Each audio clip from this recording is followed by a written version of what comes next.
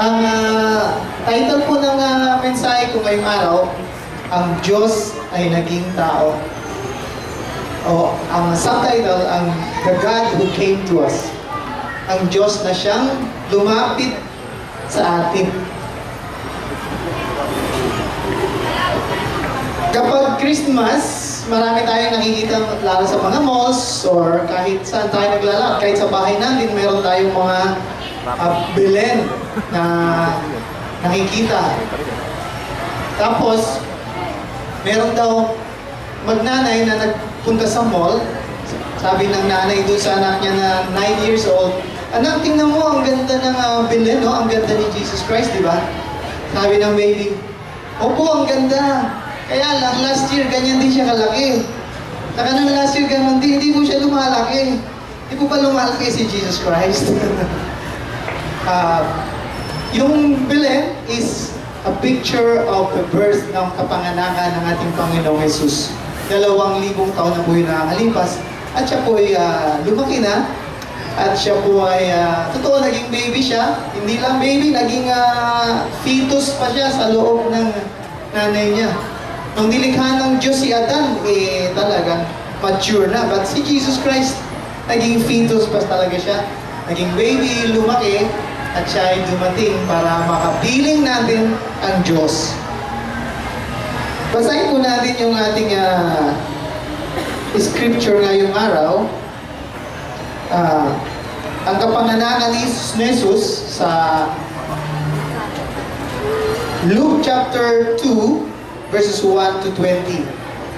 Medyo English po yung ating scripture reading. So, in those days, Caesar Augustus issued a decree that a census should be taken of the entire Roman world. Nagpalista ng mga tao si Caesar Augustus. Kapag nagpapalista sila ng tao, ayun ay para alam nila kung ilan ang hihingian ng tax, ng buwis. So pag may pumupunta sa bahay nyo para magpalista, alam nyo na ihingan kayo ng aginaldo. So mga buwis, ano po ganun. So this was the first census that took place while Quirinius was governor of Syria. And everyone went to their own town to register. So nag-uwian yung mga Jew, mga Hudyo, para magpatala sa kanilang mga bayan. Marami tayong mga kasama na nag-uwian na rin sa probinsya, no po? Kasi hindi magpatala, kundi dahil mahaba ang bakasyon ngayon. Halos isang araw lang ang pwede mo i-absent tapos mahaba na yung bakasyon mo. So, pumunta sila sa kanilang mga bayan para magpatala. And Joseph also went up from the town of Nazareth in Galilee to Judea, to Bethlehem, the town of David, because he belonged to the house and line of David. So, umuwi si Joseph sa Bethlehem dahil taga doon siya, dahil siya ay angkan ni Haring David. Siya ay pumunta doon, he went there to register with Mary, who was pledged to be married to him and was expecting a child. So, dito, pledged pa lang siya pero buntis na si Mary. Sa mga Hudyo, hindi pwede dapat mangyari yun. Dapat after 1 year pa ng betrothal, pwede magsama yung magkasintahan at saka lang pwede mabuntis, pero dito, buntis na si Mary. So medyo para kay Mary, nakakahiya yung katayuan niya. While they were there, the time came for the baby to be born, and she gave birth to her firstborn, a son. Nanganak si Mary, habang nandun. Alam natin yung kwento ng unang Christmas. She wrapped him in clothes and placed him in a manger because there was no guest room for them in the inn, no? Tapos, there was no guest room available for them. And there were shepherds living out in the fields nearby.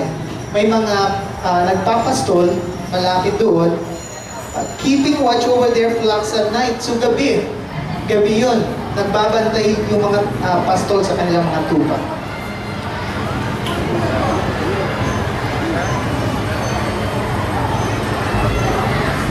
Tapos, saan na ba ako? An angel of the Lord appeared to them, and the glory of the Lord shone around them. and they were terrified. So nagpakita yung anghel at binati yung mga pastol, nagpapastol at natakot sila. Pero sabi ng anghel sa kanila, huwag kayong matakot. Do not be afraid.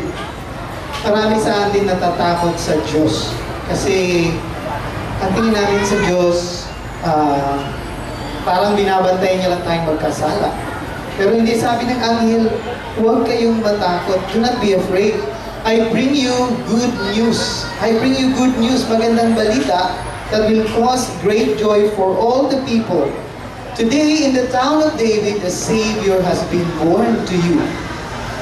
He is the Messiah, the Lord. This will be a sign to you. You will find a baby wrapped in clothes and lying in a manger. So sabi niya, ipinanganak na ang tagapagligtas sa bayan ni David, ang Mesiyas, ang Panginoon. Ito ang makikita niyong palatandaan. Isang baby, isang sanggol na nakabalot ng damit ng bagong sanggol and lying in a may nakahimlay lang sa sabsaban. Suddenly, a great company of the heavenly host appeared with the angel, praising God and saying, "Glory to God in the highest heaven, and on earth peace to those on whom His favor rests." So, nag-iisa lang yung anghel na nagbalita sa kanila, tapos bigla umami yung anghel. Libo-libo na nagsisigawan, "Glory to God in the highest heaven. And on earth," sabi niya, "peace to those on whom His favor rests." When the angel had left them and gone into heaven, the shepherds said to one another, "Let's go to Bethlehem and see this thing that has happened, which the Lord has told us about." Sabi niya mga pastor, tara, puntahan natin. Tingnan natin. Tingnan natin kung totoo nga yung sinabi ng mga anghel. So they hurried off and found Mary and Joseph and the baby who was lying in a manger. So pumunta nga sila at nakita nila. Kagaya ng sabi ng anghel sa kanila, si Mary at si Joseph at yung sanggol na si Jesus was lying in a manger, nakahimlay sa sabsaban. When they had seen Him, they spread the word concerning what had been told them about this child. So pinamalita nila. Kinalat nila yung nakita nila. And all who heard it were amazed at what the shepherds said to them. Taka yung mga tao sa balita ng anghel, ng mga shepherds, ng mga pastor. But Mary treasured up all these things and pondered them in her heart. Sinapuso ni Mary yung mga nangyari, yung narinig niya.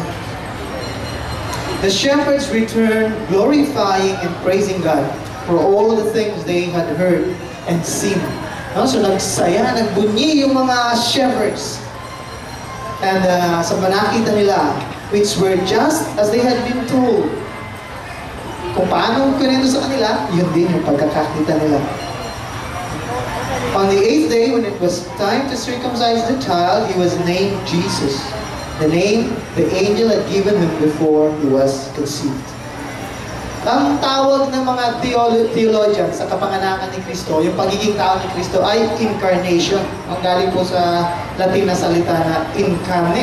Carne, alam natin ano carne, ano? Baka, bamboo, carne po yun. Kasi hindi po yun yung tinutukoy ng carne sa salitang Latin. Yung po ay, si Kristo ay naging tao. Ang kapanganakan ni Jesus. At ang kapanganakan ni Jesus ay ang totoong magandang balita ng totoong hari. Di ba kayo nagtatanong bakit? Ang sabi dito sa first verse pa lang, sabi niya, binanggit yung si Caesar Augustus. Bakit binanggit ni Luke si Caesar Augustus? Sino ba ito si Caesar Augustus? Si Caesar Augustus, hindi po yan talaga yung pangalan niya. Ang pangalan niya ay Octavian. Siya po ay ampon ni Julius Caesar. Siya yung ampon ni Julius Caesar. Alam naman po natin si Julius Caesar, siya yung emperor ng mga Romans na pinatay. Pinatay siya ng mga senador. Kaya medyo isa nakakatakot siguro yung mga kasama mga senador. Sila. Pinatay nila yung kanilang hari. At yun pa nga nakita ni Claudius Caesar na isa sa mga sumasaksak sa kanya, yung kaibigan niya. Sabi niya, ikaw din, Brutus? Pati ikaw, kaibigan niya. So namatay si Julius Caesar at nagkaroon ng malaking kaguluhan. Nagkaroon ng civil war. Yung mga panig kay Julius Caesar at yung mga panig dun sa mga senador, sila Mark Antony, ganun. Malaking kaguluhan at naapektuhan yung buhay ng lahat ng mga Romano. Ito si Octavian, na ampon ni Julius Caesar, siya yung naging commander ng army ni Julius Caesar at tinalo niya lahat, ginapi niya lahat ng mga kaaway. At siya yung naging hari. Siya yung naging emperador. Kaya ang tawag sa kanya ng mga Romano ay tagapagligtas. At nang maging hari siya, ang kinuha niyang pangalan ay Augustus. Ibig sabihin ng Augustus ay karapat-dapat sambahin. Karapat, yun ang ano niya sa sarili niya ni Caesar Augustus. Siya ay isang Diyos na karapat-dapat sambahin. At lahat ng ginawa niya, yung pagkapanalo niya, at ang kanyang birthday, at lahat kung ano ginagawa niya, pag ibinabalita yun sa buong buong kaharian ng mga Romano, ang tawag nila ay good news, magandang balita. So yung ginagamit na lengguwahe dito ni Luke ay hindi walang kahulugan para sa mga tao noong panahon na yun. Ang good news kung ano yung ginawa ng emperador na siyang tagapagligtas at siyang Diyos. Pero hindi siya, ang sabi dito ni Luke sa atin, hindi siya yung totoong hari. Hindi siya ang totoong karapat-dapat sambahin. At hindi siya ang totoong savior. Hindi siya ang totoong tagapagligtas. Hindi siya ang totoong nagdadala ng kaligtasan para sa mga tao. Hindi siya ang totoong may dala ng magandang balita. Ang totoong magandang balita ay dala ng isang sanggol na ipinanganak sa isang sabsaban. Si Augustus ay nasa kaharian, nasa isang magandang palasyo, tinatatakutan. Pero siya ay impostor lang. Sino man ang at ang kanyang mga ginawa ay cheap imitation lang. Imitation lang po yun ng totoong magandang balita, which is Jesus Christ and the salvation that He has given sa lahat sa atin. Opo. So, ang kaharian ng mga Romano at si Augustus, Caesar Augustus, siya ay isang anong sabi niya sa Tagalog? Nag-imposto? Balat kayo ba? Buwad? Peke. 295. 295 lang po siya, hindi po siya yung totoo. The kingdom of Rome. So sa ngayon, maraming bagay din na pwedeng nagpapanggap na totoong magandang balita. O nagpapanggap na ito yung pwedeng kung meron tayong problema, baka inaakala natin sila yung makapagligtas sa atin. Hindi po. Panginoong Yesus po ang makakapagbigay ng kalunasan sa atin, mga suliranin. So ngayon, nananatiling salungat sa Diyos ang mundo. Maraming hindi nakakilala sa Kanya. Ang celebration ng Christmas, nagiging negosyo, kalakal. Sa halip na pagtanaw ng utang na loob natin sa Diyos. Huwag nating pabayaan na nakawin ni Satanas ang tunay na diwa ng Pasko para sa atin. Ano ba ang kahulugan ng Pasko? Ang kahulugan ng Pasko po, ang kapanganakan ni Kristo is number 2, siya ang Diyos na lumapit sa atin. Hindi po naghintay yung Diyos. Meron akong pinsan, si Manay Dele. Nung high school pa lang daw siya, naikwento niya. Kasi nagpunta kami sa burol ng uncle ko. Sabi niya, nung siya yung nagsalita, sabi niya, hindi ko makalimutan nung high school pa ako. Napagalitan ako ni Papa. Nakaburol siya, Bulberi, sabi niya. Kasi late na ako umuwi. Napagalitan ako. Sabi niya, 2 linggo, hindi ko kinausap yung tatay ko, sabi niya. Hindi siya, pagdating niya, pasok na ako sa kwarto, lalabas na ako pag nakaalis na siya. So after 2 weeks, Sabi niya, si Papa pa yung bumili ng pasalubong at kinatok ako sa aking kwarto. At siya yung lumapit para kami magkagabi. Nangyari na po ba sa inyo yun na kayo ay may nakatampuhan? At yung nakatampuhan niyo siya yung kung nauubo si Ninong Ray. Palagi. So meron po ba kayo na experience o sa mag-asawa na misis nyo, nakatampuhan nyo, tapos tinikis nyo, baka siya pa yung lumapit sa inyo? Tinikis nyo yung kaibigan nyo at siya yung lumapit sa inyo? Ang Diyos po ay ganun. Hindi siya yung nag-aantay sa atin na tayo yung lumapit sa Kanya, kundi si Jesus ang unang lumapit sa atin. Ang Diyos ang unang lumapit sa atin.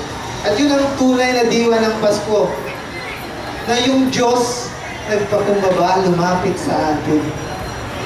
He came to us and hindi siya naghintay, hindi na siya dalos-dalos pa, kundi sabi ng sa Hebrews, even before the foundation of the world, inanda na ng Panginoong Ama ang pagdating ni Yesu Cristo.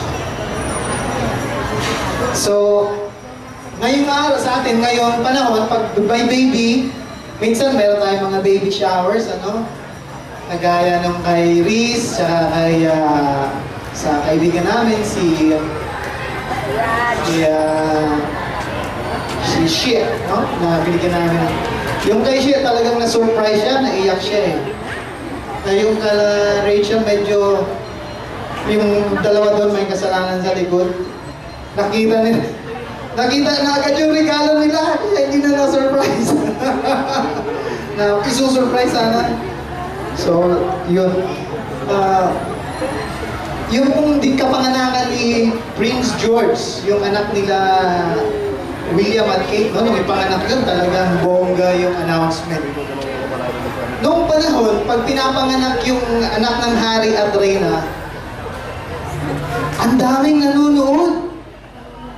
Alam niyo ba, ang daming nanonood. Lahat ng mga opisyal sa kaharian nanonood. Nanonood sila. Kaya minsan, hirap na hirap yung mga anak eh, kasi hindi lang nai-stress sa baby. Kaya ang dami pang nanonood. Alam niyo kung bakit nanonood?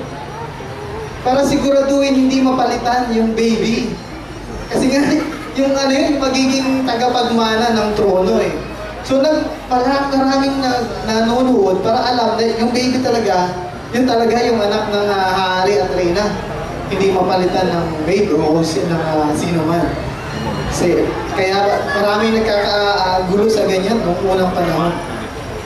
That's why sa birthday ni Jesus Christ, may mga witnesses, yung mga shepherds and the angels witnessed to the birth of Jesus Christ. And it was announced sa mga ordinaryong tao, hindi sa mga maharlika, kundi sa mga nagpapastol, sa labas ng bahay, malamig gabi, nag-aalaga ng mga tupa nila. Hindi sa mga taong mga makapangyarihan, kundi sa mga taong payak. Hindi para sa mga labis-labis yung pag-aari, kundi sa mga tao na ang kayamanan nila yung mga tupa lamang.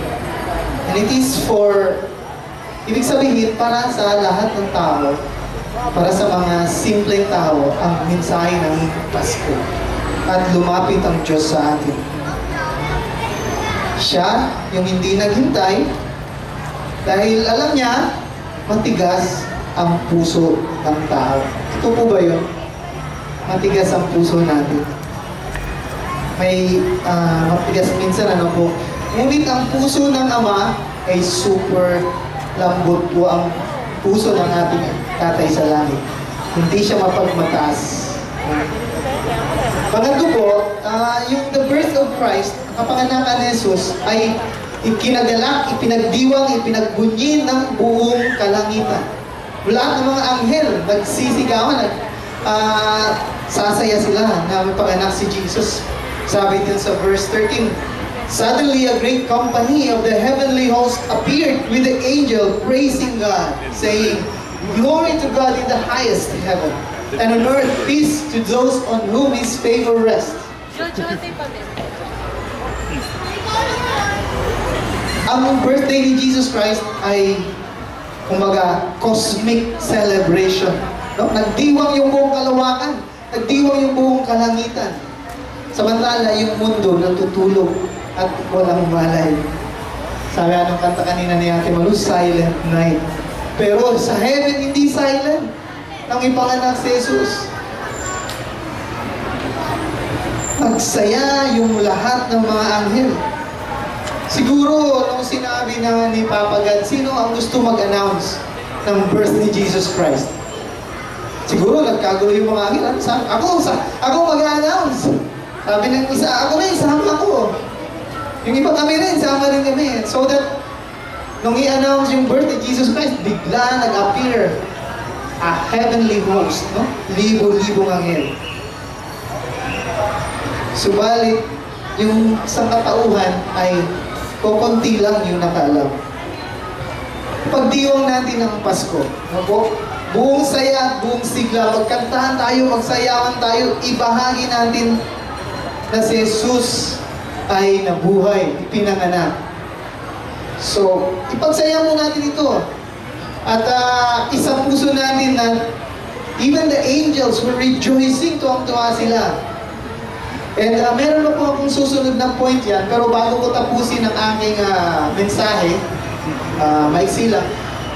At this point, ito yung gusto ko na lumabas tayo at batiin natin ng Merry Christmas. Sino man ang makita natin? Batiin lang natin. Maligayang Pasko po, mahal po kayo ng Diyos. So bigyan ko po kayo ng 10 minutes lang po, kung sino po yung malapit lang dyan na makita nyo, i-greet nyo ng Merry Christmas.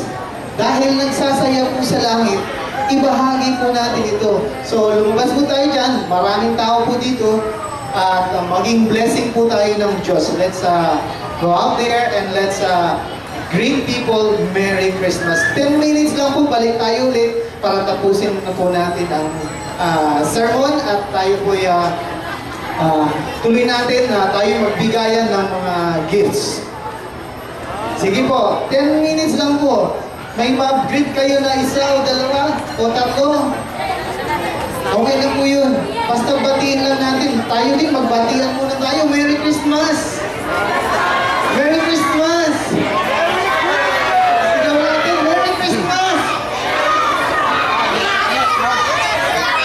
Alam po na ang salita natin, yung Tagalog, siya yung isa sa mga salita na yung Merry Christmas, kaya niyang gawing isang verb para humingi. Diba yung Christmas, gawin mo nga yan sa English na gawin mo, i-translate mo sa English na isang salita lang yung mamamasko po.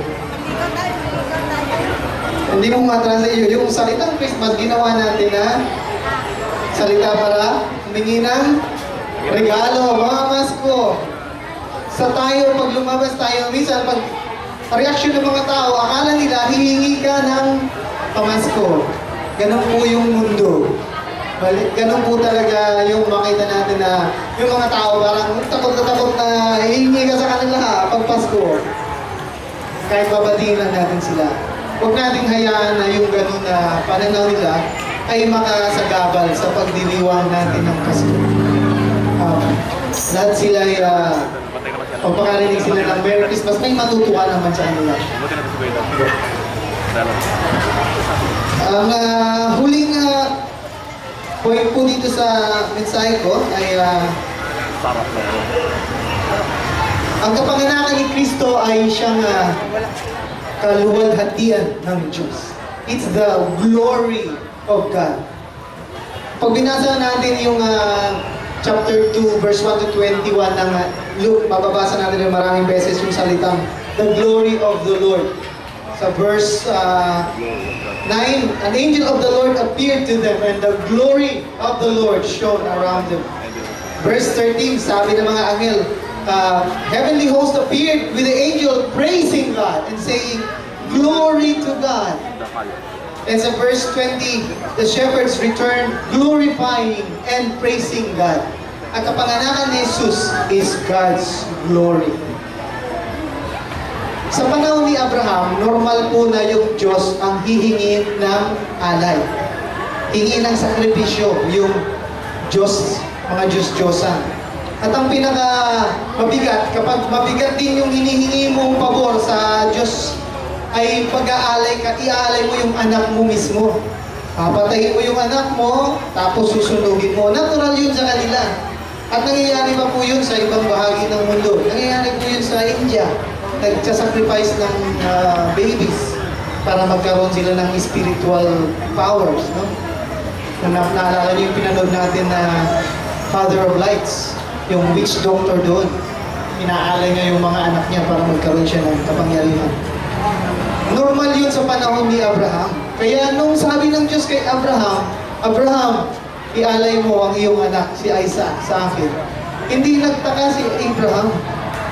At hindi siya nagdalawang isip, ialay ang kanyang anak. Dahil normal yun eh. Normal na ginagawa ng mga Diyos-Diyosan doon noong unang panahon. Pero, ang ipinakita ng Diyos sa kay Abraham ay hindi niya talaga kailangan ialay si Isaac, kundi ang Diyos Ama ang nagbigay, ang nag-provide ng sacrifice. Sabi niya kay Abraham, nung sasaksakin na ni Abraham si Isaac, sabi niya, Abraham, huwag mong salingin ang iyong anak. Tingnan mo, may nakahandang tupa na nasabit yung paa sa ugat ng mga puno. So, Diyos mismo ang nag-provide ng sacrifice. Baliktad ang Diyos kaysa sa mga ibang Diyos-Diyosan na siya lang yung hihingi. God is the one who gives. And He sacrificed His Son. And that's why the birth of Christ, ang kapanganakan ni Kristo, is the glory of God. Because it shows, pinapakita nito kung gaano kalalim ang pagmamahal ng Diyos sa tao, sa atin, sa bawat isa. Hindi siya yung Diyos na hihingi. Hindi siya yung Diyos na bibigay. Hindi siya yung Diyos na mag-aantay kang lumapit ka, kundi siya mismo yung lalapit sa atin. He is this great God, great Father natin sa heaven. And that's His glory. Yung po yung kaluwalhatian niya, ang kanyang kagandahang loob para sa atin. Wala pong ibang nais ang Panginoong Diyos, kundi ang basbasan po tayo, biyayaan tayo. Dahil ito ang kanyang nature, ang magbigay. That's His nature. Tayo lang, minsan, kung feeling natin, pakiramdam natin ay hindi tayo gaano nabibiyayaan ng God. Or feeling natin, ba't hindi umaangat yung business ko? Let's come to God and ask Him. Because His desire is to bless us. That's His nature. So, yun po yung mensahe sa atin ng Pasko. These 4 things. Ang kapanganakan ni Kristo, ang siyang tunay na magandang balita ng tunay na hari. Ang kapanganakan ni Kristo ay siyang kwento ng Diyos na siyang lumapit sa atin. At ito ay pinagdiwang ng buong kalangitan. At ito ang kaluwalhatian ng Diyos dahil nagpakilala siya sa atin. Ang kanyang napakalalim na pag-ibig sa atin lahat. Let's manalangin po tayo lahat. Ama sa langit, maraming salamat at binuksan mo ang mga puso at isipan namin na makilala kung sino ka. Tinawag mo po kami, Panginoon, upang maging daluyan ng iyong magandang balita. Kagaya ng pagtawag mo kay Abraham. You called him so that he would become a blessing to all the nations. Tinawag mo rin po kami para maging daluyan ng iyong pagpapala, ng iyong pag-ibig, ng iyong kaluwalhatian at kasiyahan. Thank you for your great love, sa iyong pag-ibig sa amin na nag-aalad. Maraming salamat at hindi mo pinagkait ang Panginoon Jesus upang kami maligtas at may balik sa iyo. Maraming salamat po sa mensahe ng Pasko. Sa pangalan ni Jesus, po aming dalangin at pasasalamat. Amen. Tuloy po namin ang pagbubuli.